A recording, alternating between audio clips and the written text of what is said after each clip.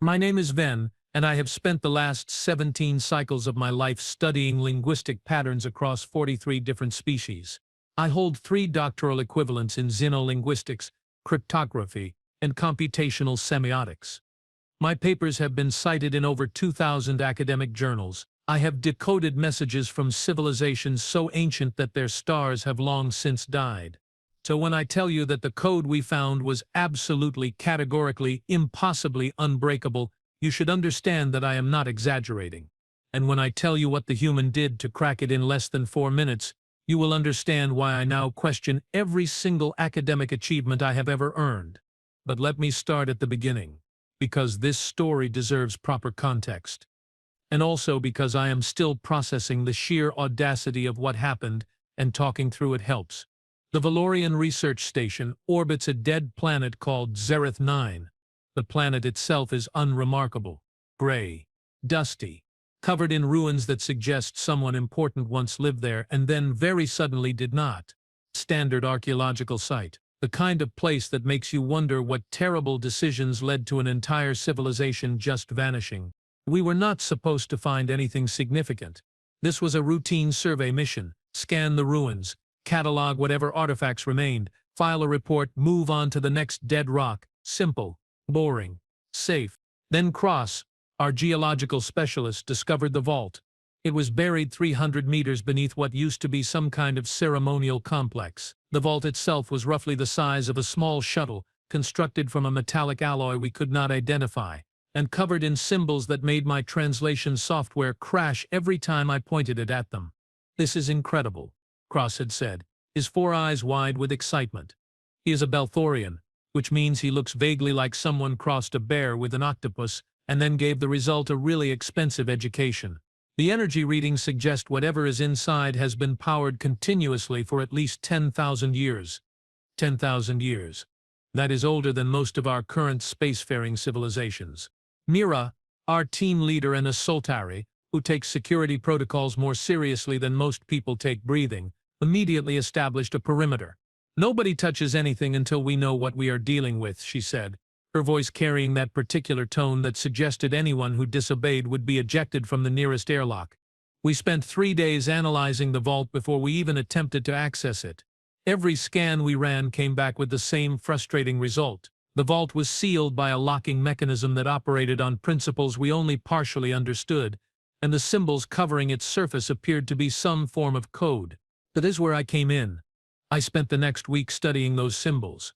I tried every linguistic framework I knew. I analyzed frequency patterns, syntactic structures, semantic relationships. I compared them to 17,000 known writing systems. I even consulted with AI systems that had processing power equivalent to a small moon. Nothing worked. The symbols seemed to shift every time you looked at them. Not literally, but contextually. What appeared to be a noun in one configuration would function as a verb in another. The grammatical rules seemed to contradict themselves. It was like trying to solve a puzzle where the pieces actively changed shape to avoid fitting together. "It is adaptive encryption," I explained to the team during one of our daily briefings.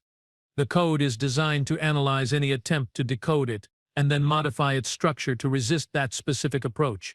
It learns from every attack, gets smarter, more complex." "So we cannot break it?" Tall asked. He is our engineer, a Kren with 6 arms and absolutely no patience for theoretical problems.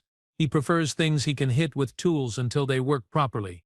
"I did not say that," I replied, though honestly I was beginning to think exactly that. "I am saying it will take time, possibly months, maybe years." Mira did not look happy. "We do not have years. The Council wants results. They want to know what is in that vault, and they want to know soon."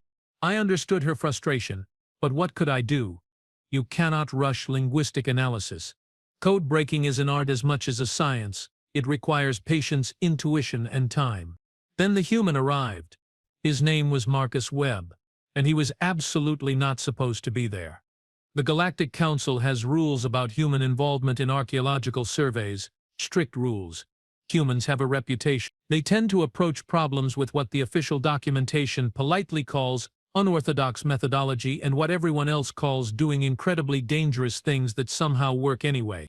They are the species that upon encountering a locked door will not spend time analyzing the locking mechanism. They will simply try to kick the door down, and if that fails, they will find explosives. It is terrifying. It is inefficient. It is absolutely not how things are supposed to be done, and yet somehow it works disturbingly often. Marcus arrived on a supply shuttle, claiming he was there to deliver equipment upgrades. He was tall for a human, maybe 6 feet, with dark hair that looked like he had cut it himself without a mirror, and an expression that suggested he found the entire universe mildly amusing. Supply manifest says you are supposed to drop off the equipment and leave immediately, Mira told him, suspicion clear in every syllable. Sure, Marcus agreed easily. Absolutely. Just need to run some installation diagnostics first. Make sure everything integrates with your existing systems. Standard procedure. This was not standard procedure. Mira knew it. I knew it. Marcus definitely knew it, but he had already started unpacking tools, and short of physically throwing him off the station, there was not much we could do. Humans are also annoyingly good at finding bureaucratic loopholes. I did not think much of him at first. I was too focused on the code, spending 16 hours a day analyzing symbol patterns and getting nowhere.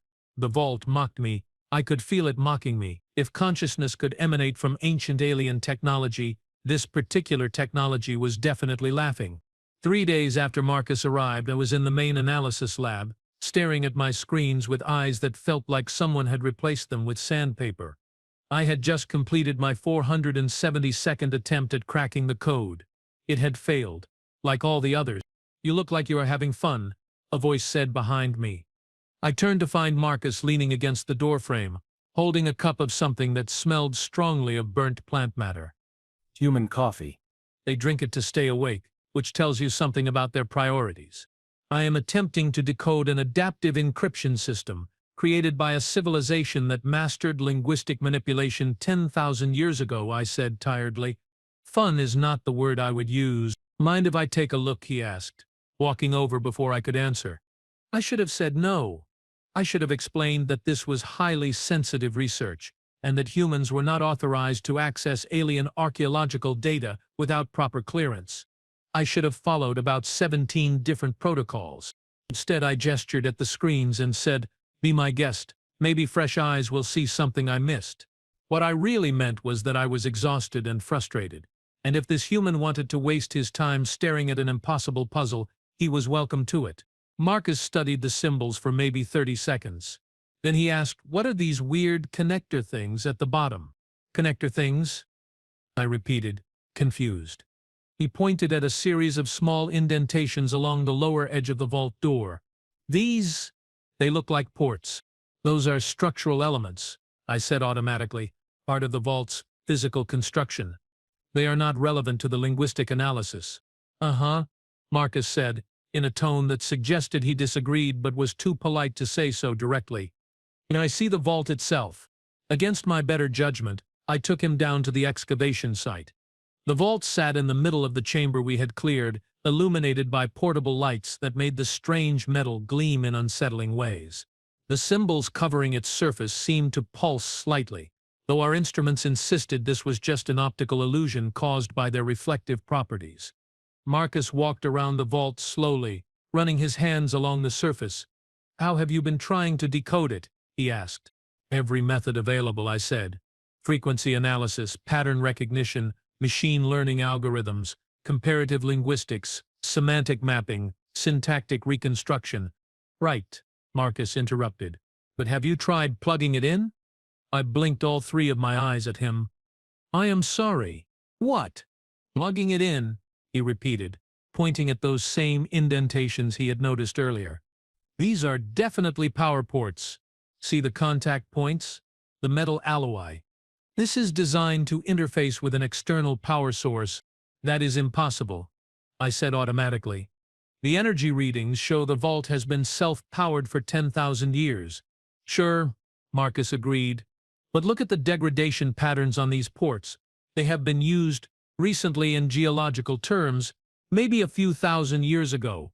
Whatever was powering this vault externally got disconnected at some point."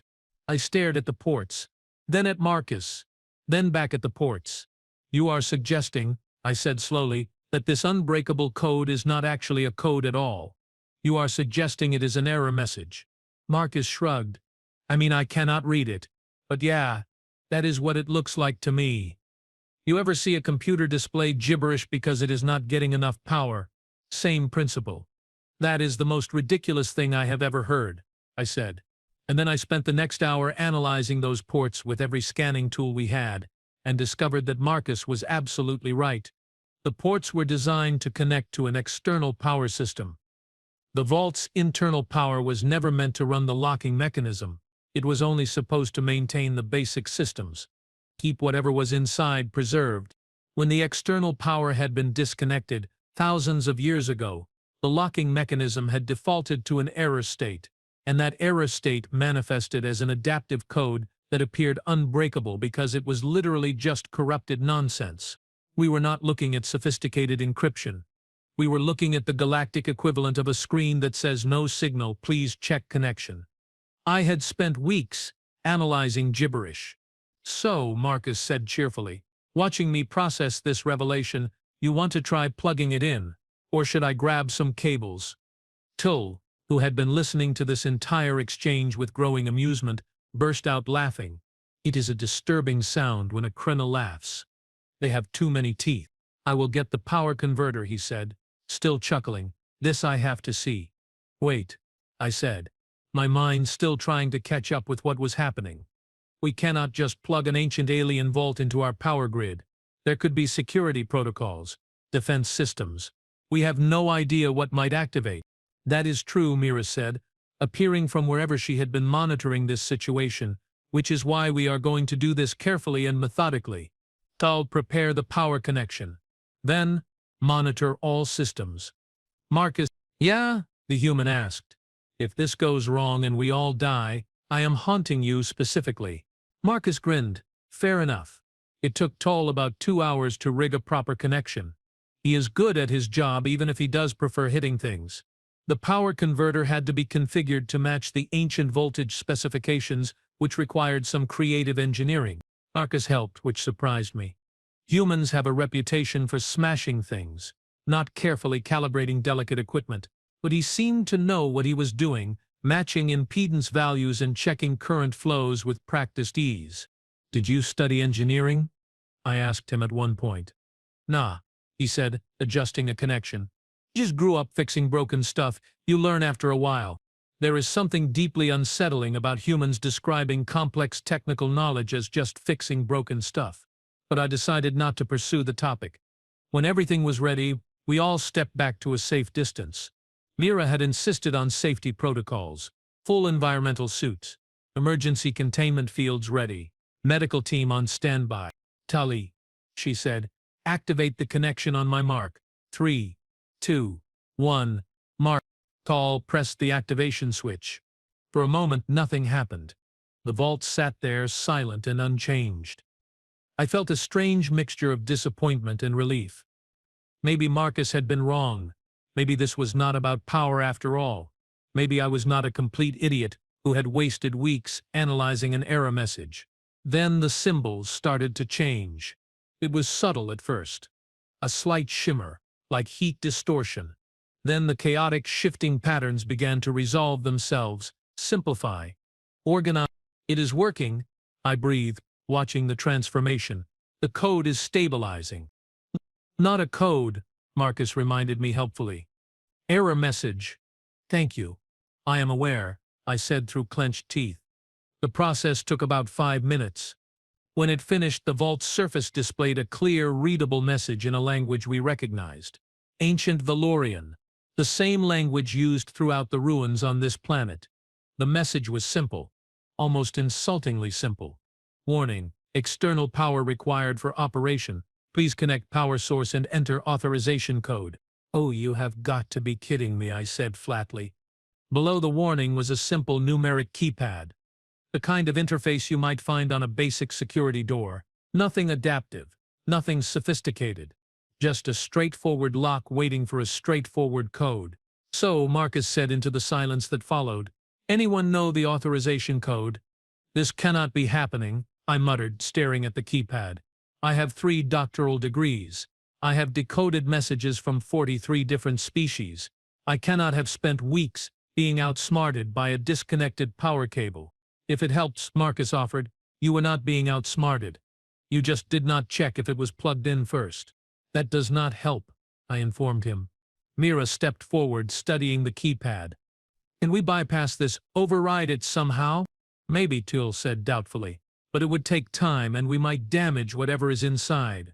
What about trying common codes? Marcus suggested. You know, like 0000 or 1234. People always use stupid passwords.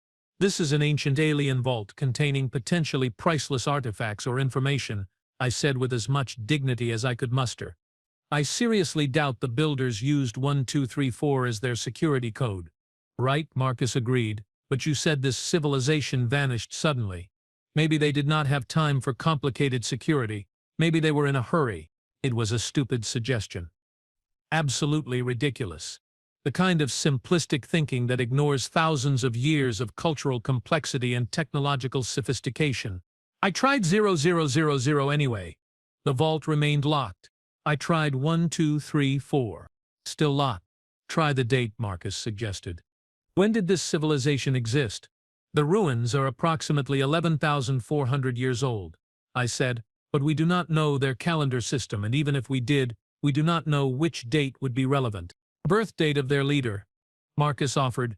Foundation date of their society. Lucky number. We spent the next hour trying every combination we could think of. Historical dates, mathematical constants, astronomical coordinates. Nothing worked. I was beginning to think we would need to attempt the bypass when Marcus suddenly said, wait, what was this building before it became ruins? According to our analysis, it was a ceremonial complex, I replied, possibly religious in nature. And this vault was buried under it? Yes. Why? Marcus grinned. Because if this was a temple or something similar, and they buried a vault underneath it, maybe the code is not complicated. Maybe it is ceremonial, symbolic, such as, Mira asked, sounding skeptical, such as the number of their primary deity, Marcus said, or the number of important religious texts, or the number of founding members of their religion, something everyone in that culture would know, something obvious. I wanted to dismiss this as more human oversimplification, but looking at the simple keypad, at the straightforward locking mechanism, at the entire situation that had turned out to be far less complicated than I had assumed, found myself reconsidering. According to our archaeological surveys, I said slowly, the Valorian religion centered around 7 sacred principles, 7 founding prophets. The number 7 appears repeatedly in their cultural artifacts. Try 7777, Marcus suggested. I hesitated. This felt too simple, too obvious. Archaeological security systems were supposed to be sophisticated, layered, complex, but then again I had spent weeks analyzing an error message because I had assumed everything had to be complicated. I entered 7777. The vault unlocked with a soft click that sounded suspiciously like laughter. The sound of ancient mechanisms engaging filled the chamber. Gears that had not moved in millennia ground against each other, protesting their sudden activation. Dust fell from the vault's edges as the massive door began to swing outward, moving with surprising smoothness for something so impossibly old. We all stepped back instinctively. Even Marcus, who had been standing closest, moved behind the nearest piece of equipment. Smart, because whatever was inside a vault that an entire civilization had sealed away before they vanished was probably not going to be friendly. The door opened fully, revealing darkness so complete it seemed to swallow our portable lights.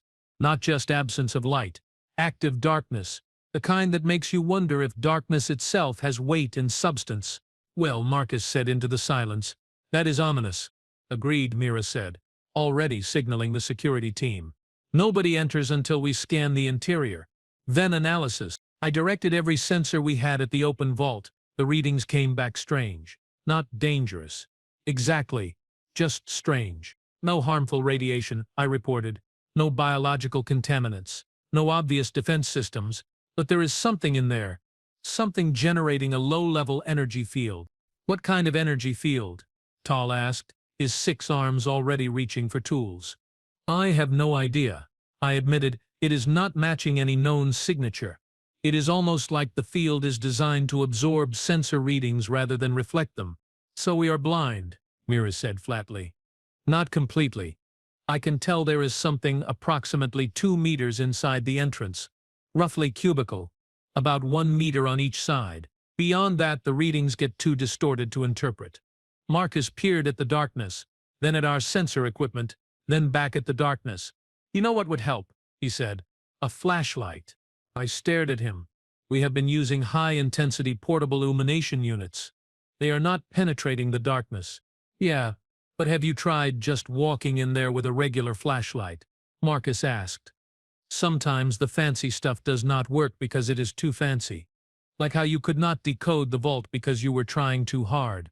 That is not the same thing at all, I protested. Is it not, though? Marcus pulled a small handheld light from his tool belt. Standard human equipment. The kind of simple, basic technology that every species develops early and then quickly replaces with something more sophisticated. I mean, what is the worst that could happen? You could die, Mira said immediately. Besides that, you could trigger a defense system that kills all of us. Okay. Besides that too. You could destabilize the vault's containment field and cause a catastrophic energy release that destroys the entire research station. Marcus considered this.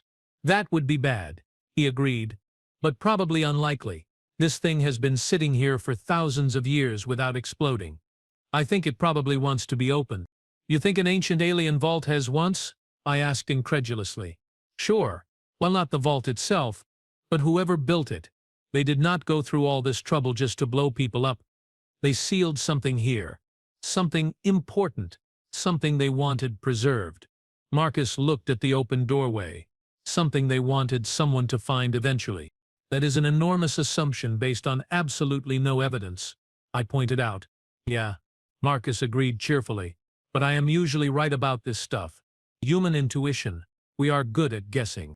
Before Mira could stop him, Marcus walked toward the vault entrance. He moved casually like he was just strolling through a park rather than approaching ancient alien technology that could potentially vaporize him in spectacular fashion. Marcus, stop, Mira commanded. He stopped, but only because he had reached the threshold. He shone his simple flashlight into the darkness. The beam cut through the blackness, like it was nothing.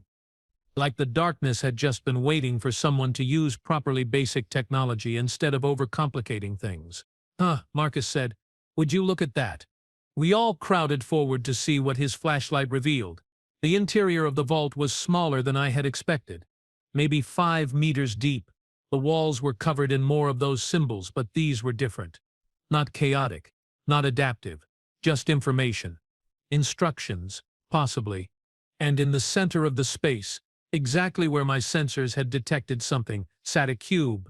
It was perfectly smooth, made from a material that looked like metal but reflected light in ways that metal should not. The energy field I had detected was emanating from this cube, creating a gentle hum that you could feel in your bones rather than hear.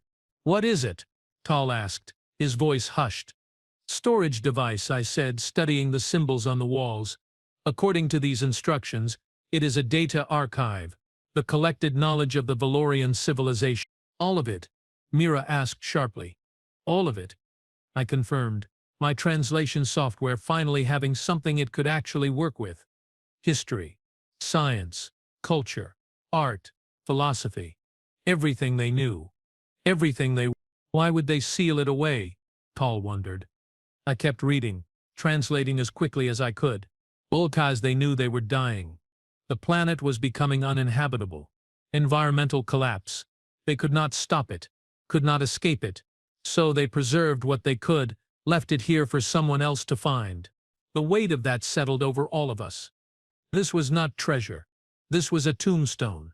A civilization's last desperate act. A message in a bottle thrown across millennia, hoping someone would eventually read it and remember that they had existed. We need to retrieve it, Mira said quietly. Get it back to the station. Begin proper analysis. Cannot, Marcus said, still standing at the threshold. Why not? Because it is booby-trapped. Every alarm in my body went off simultaneously. How do you know that? Marcus pointed at the floor just inside the entrance. Pressure plates. See those slight discolorations in the metal? And the walls have those tiny holes that are definitely going to shoot something unpleasant if the wrong weight steps on the wrong spot. I directed sensors at where he was pointing. He was right. Of course he was right. There were pressure sensors built into the floor, connected to defensive systems hidden in the walls.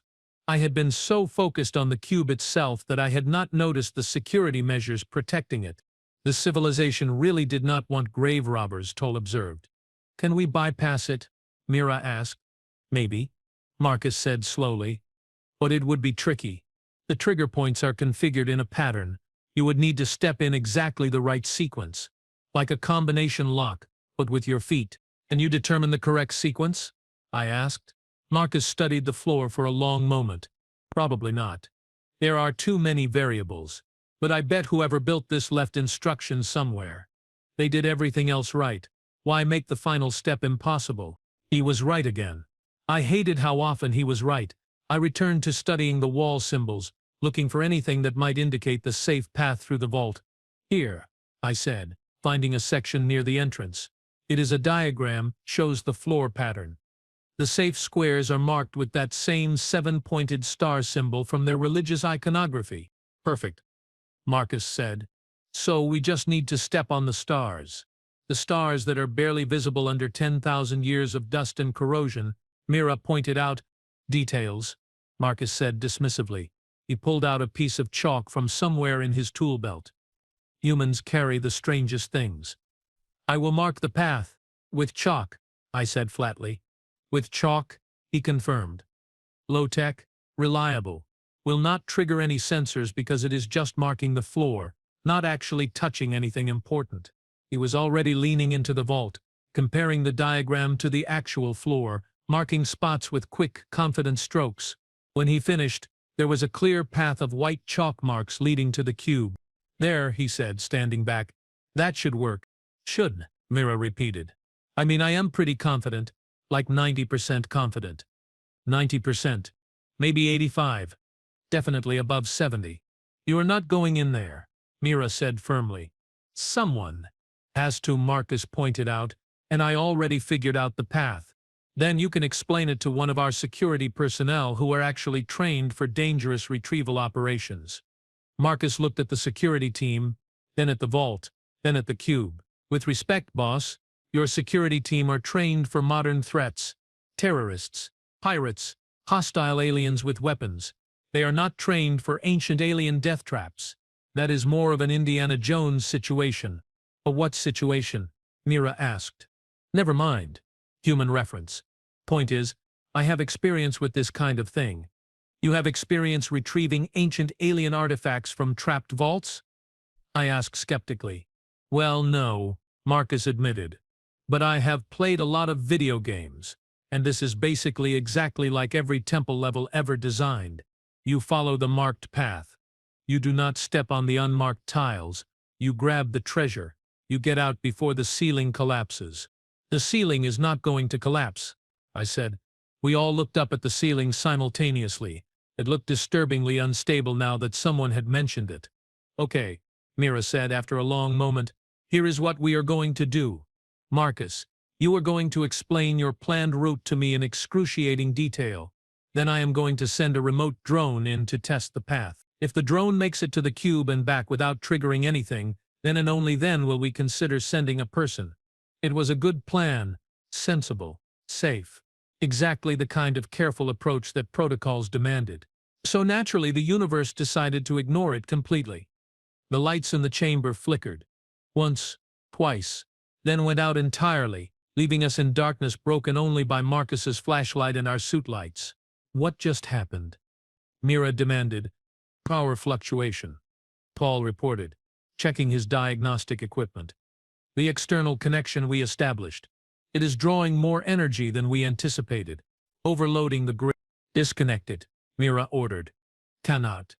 The safety interlocks are engaged. We disconnect now, we might damage the vault. Possibly trigger its security systems. And if we do not disconnect, the overload will continue. Eventually something will fail. Probably spectacularly. Marcus shone his flashlight at the cube. How long do we have? 10 minutes, maybe 15. And how long to safely power down the connection? 20 minutes. Minimum. So we are about to lose power, which will probably seal the vault again, and we cannot safely prevent it, Marcus summarized. Which means this is our only chance to retrieve the cube before it locks itself away for another few thousand years. That is an extremely accurate and extremely unhelpful summary, I said. Marcus was already moving toward the vault entrance. Then I guess we better hurry. Marcus. No, Mira started. Look, we can argue about this, or I can go get the space cube before we all end up sitting in the dark wondering what was on it, Marcus said, already positioning himself at the entrance. I know the path. I marked it. I will be quick. If you die, I am filing a terrible incident report about you, Mira warned. Fair enough. Marcus stepped into the vault, placing his foot carefully on the first chalk mark. Nothing happened. No arrows fired, no blades swung down, no poison gas filled the chamber. Just silence and the gentle hum of the cube. He took another step, then another, moving slowly and deliberately, testing each marked spot before committing his full weight. We all watched in tense silence. I found myself holding my breath, which was silly because I could hold my breath for up to 20 minutes, so there was no reason to start now. Marcus reached the cube without incident. He examined it briefly, looking for any obvious trigger mechanisms or additional traps. Finding none, he picked it up. The cube was heavier than it looked. I could tell from the way Marcus adjusted his grip, his expression shifting from confident to concerned. This thing weighs like 40 pounds, he called back to us. That might be a problem. Why? Tal asked. Because the pressure plates are weight sensitive. I weighed about 180 when I came in. Now I weigh about 220. That is a different weight, which might mean different pressure, which might mean different triggers. Can you put it back? I suggested. And then what? We leave it here after all this? He had a point. We could not come this far and leave empty-handed. But if his added weight triggered the traps, we might not have a choice. Marcus stood there for a moment, thinking. Then he started removing items from his tool belt. The chalk, his multi-tool, a small hammer, a power pack, various other tools and equipment that humans apparently carry around for no clear reason. What are you doing? Mira asked. Losing weight, Marcus explained, dropping the items carefully on a safe square. If I weigh the same going out as I did coming in, the pressure plates should not care that I am carrying the cube instead of my tools. It was clever, simple, practical, and completely wrong according to every safety protocol ever written. But then again, this entire operation had been like that. Marcus, now considerably lighter, started back along the marked path. He moved even more carefully than before, constantly adjusting his balance to account for the cube's weight. Halfway back, his foot slipped slightly on a dusty patch. Just a few millimeters. Barely noticeable. The walls clicked. Run! I shouted. Marcus bolted for the entrance as the defensive systems activated. Small projectiles shot from the walls. Not arrows, not darts.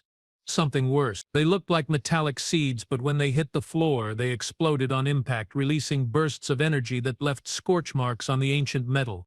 Marcus dodged left, then right, somehow avoiding the projectiles through what I can only describe as impossible luck, or human reflexes, that defy conventional biology. He was 3 steps from the entrance when one of the projectiles hit the cube he was carrying. The explosion knocked him backward, but he kept his grip on the cube, which was fortunate. What was less fortunate was that he was now falling directly toward an unmarked tile.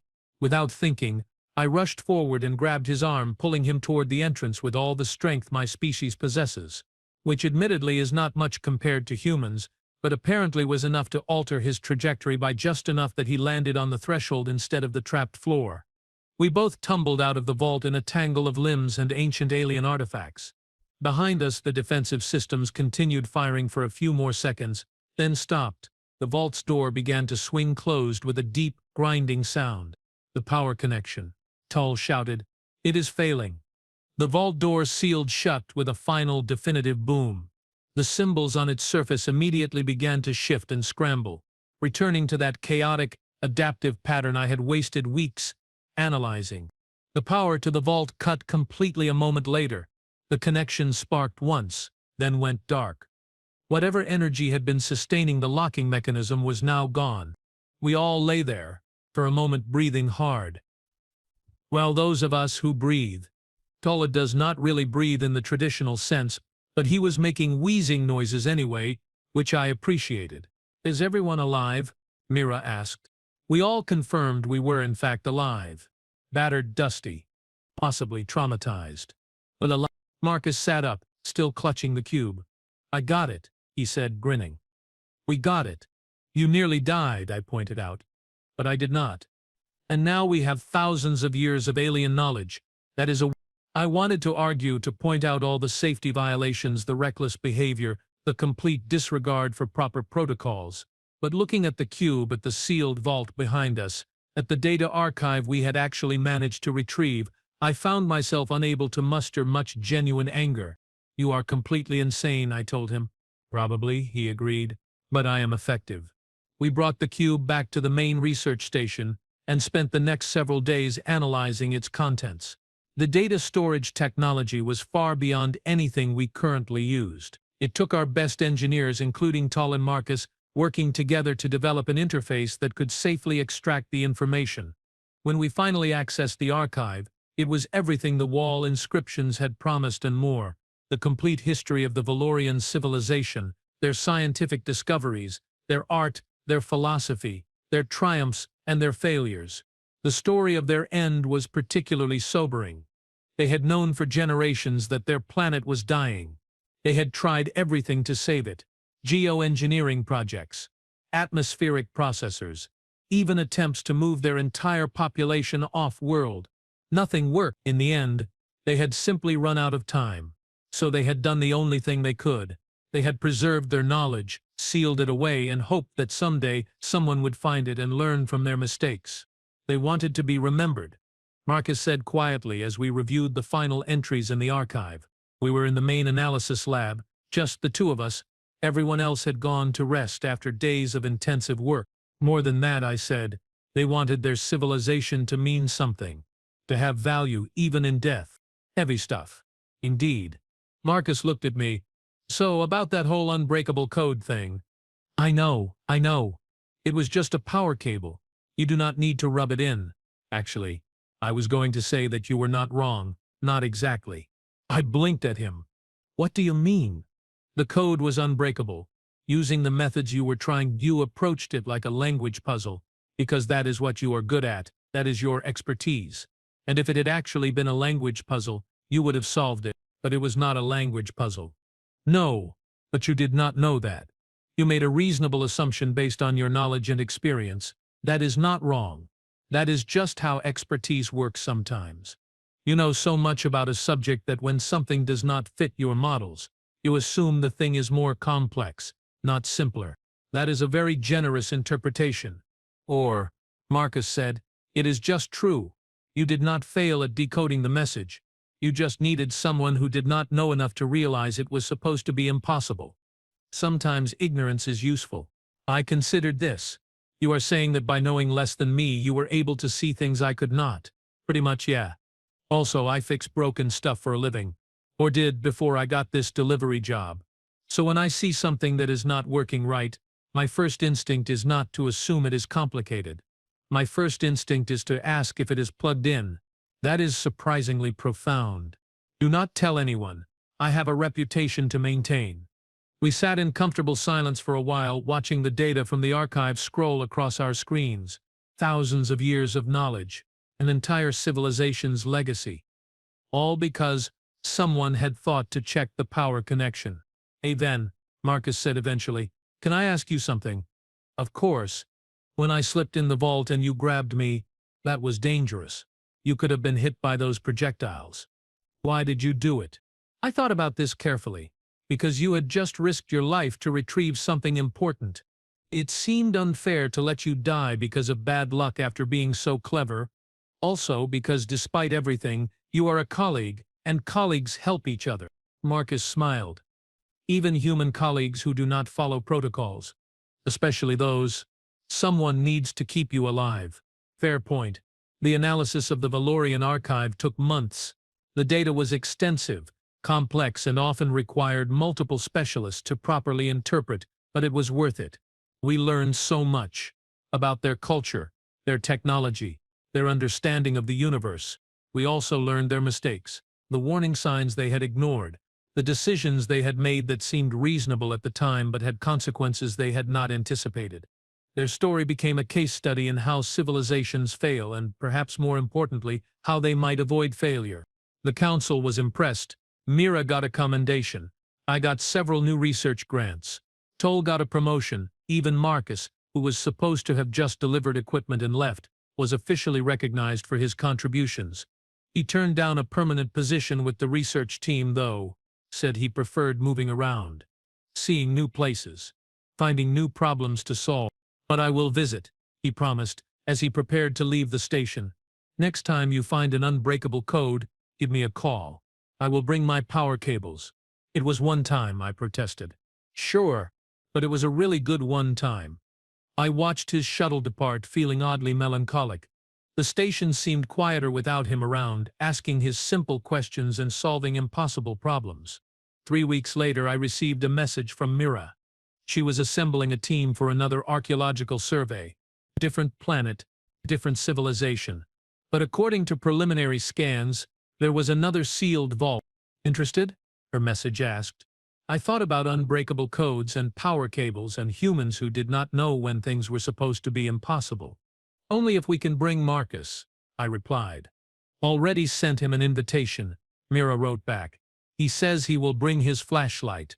I looked at my workspace, at my translation software, and linguistic analysis tools, and 3 doctoral degrees worth of expertise that had been defeated by a disconnected power cable. Then I started packing. Because sometimes the most important thing you can learn is that not every problem needs a complicated solution. Sometimes you just need to check if it is plugged in. And sometimes you need a human who is just crazy enough to try.